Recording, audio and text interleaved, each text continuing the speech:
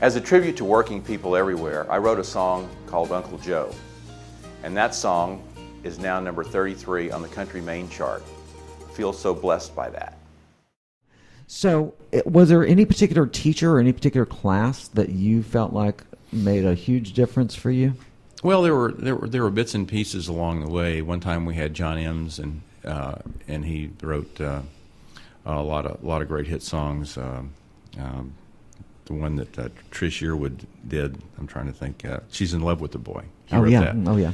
Anyway, one of the things he said, always keep this kind of boneyard or trash pile, whatever you want to call it, of phrases and things like that, and don't worry about this being such a.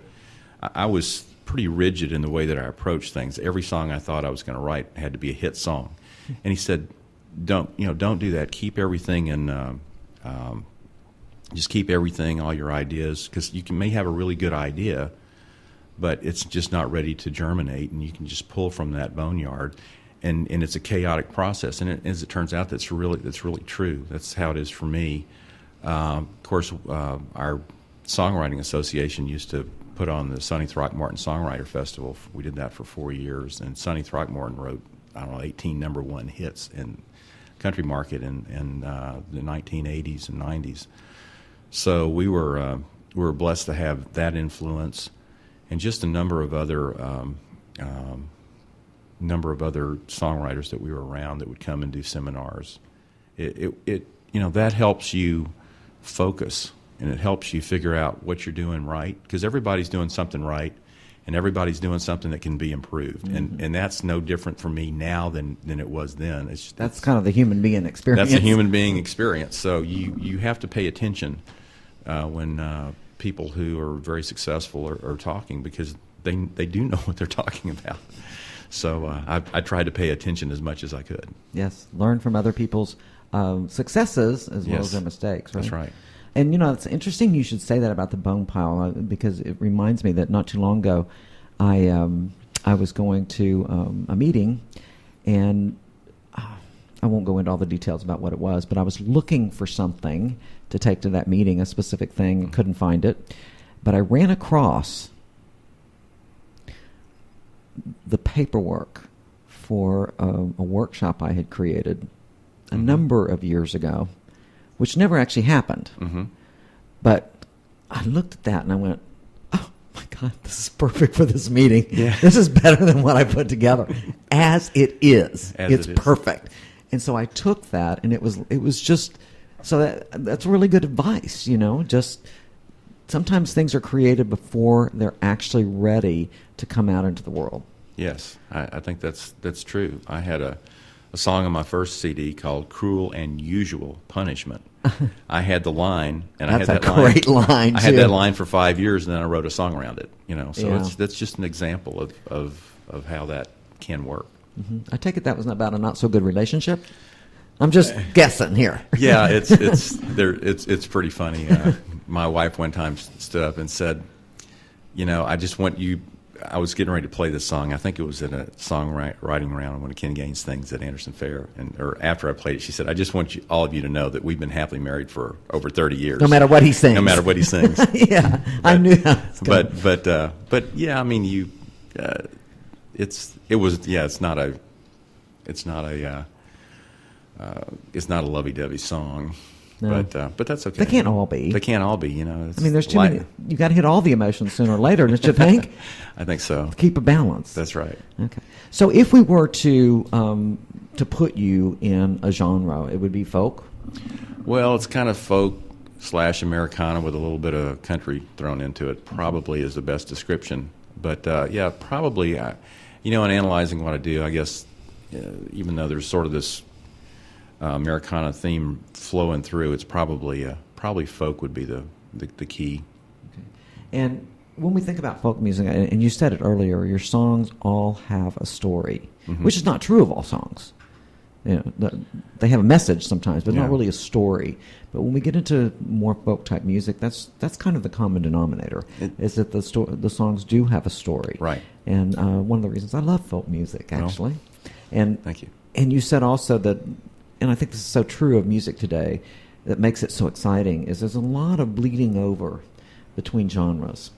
It used to be that things were pretty well, you were either country or you were blues or, Right. very, very defined categories for music. And that just doesn't happen so much anymore, wouldn't you say? Well, I think the reason for that is because of the sort of the demise of the major part of the music industry, which used to separate these categories so they'd have well-defined categories. And so that if you were in between one of those categories, you may or may not, you may You or may literally not fall through the cracks. fall through the cracks. Whereas now, there is room for everybody, and you do have a lot of cross-pollination. And here's the way I look at it. When I write a song, I'm not writing a blues song. I'm not writing a country song. I'm not writing a folk song. I'm not writing something for the Americana market or for the AAA market. I'm just writing a song. Right. And that song certain elements of that song may move me to one genre or another, but I don't like to be limited by that, because I'd rather write a great song that as opposed to try to write something to fit a market. No, absolutely. And I think that's why this crossover and this bleeding has happened, is because, writing songs is a creative process. And creative processes don't do well when they're put into boxes. No, they don't. They really tend to have little snits about that. That's right. Which I think is good. I do too. So good for you. So do you ever think about? Well, let me ask you first, because we talked about you creating your ideal life with what you do, your music and otherwise. Mm-hmm. But if I were to give you my magic wand, and you were to wave it, where would you be playing? What type of arena would you be playing in? Who would be in the audience? What would that process look and feel like? So we can just conjure it up for you. Okay. Wow. Well, I think everybody would like to play a real large major venue. Whether that ever happens for me or not, I have no idea. Well, I don't think that's true. I don't think everybody wants to do that. Well, you may. Yeah, you're right. I'd love to do that. Okay, that's a good thing. But I really enjoy playing for audiences that are smaller, that I can connect with, because I think my music is at its best when I'm in that kind of format. When you can really connect on that level. On that level, but I would be lying if I said I didn't want to play some large venue somewhere. So you want to be able to do both. I'd love to. Yeah, I'd love to be able to do both. Because I have to tell you, I think there are some artists out there who get to the point where they only play large venues, and they're not particularly happy with that. Because I think, then they're in this record deal and they can't play, without yeah, right. And they get stuck right in a particular thing that everybody thinks they should be real happy with, but they're not necessarily happy there. That's right. That's right. And so I'm just, as I said earlier, for me, this having this career at this point in my life is gravy to me, and whatever happens, wherever it leads, I'm going to be just tickled pink about it.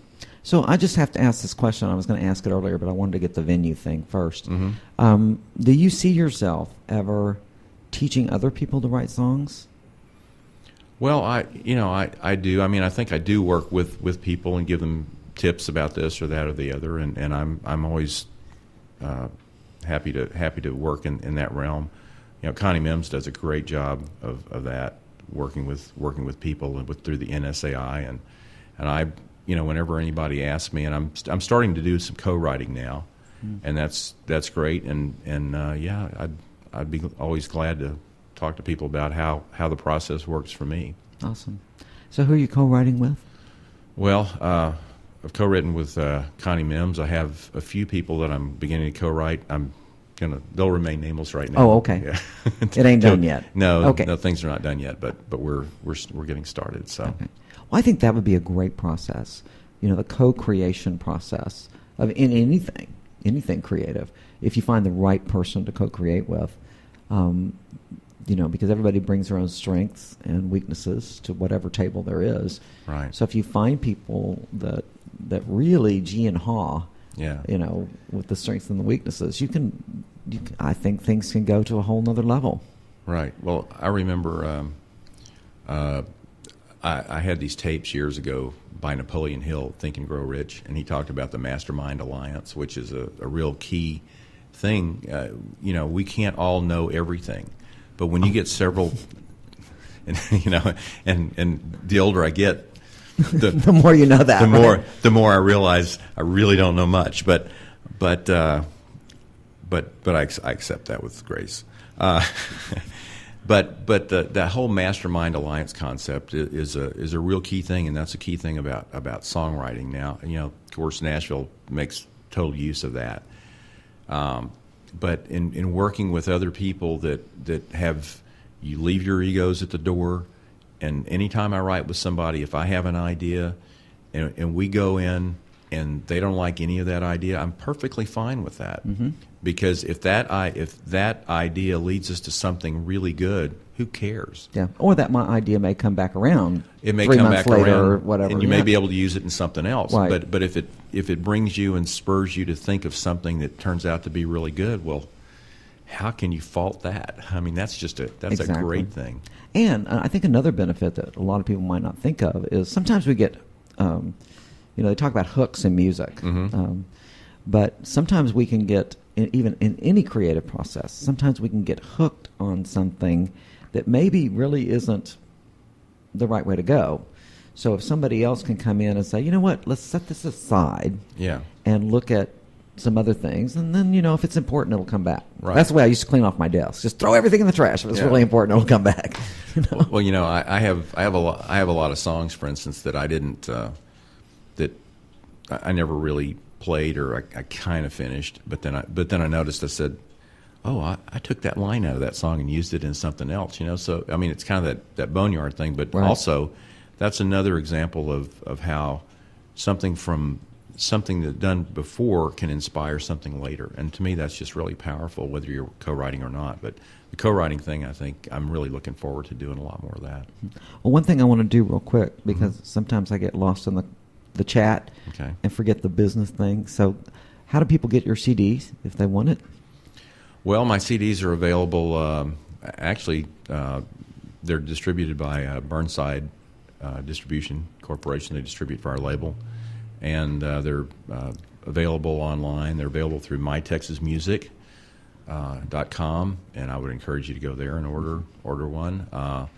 You can get them at my shows, and my shows are all listed on my website, www.briankalinek.com.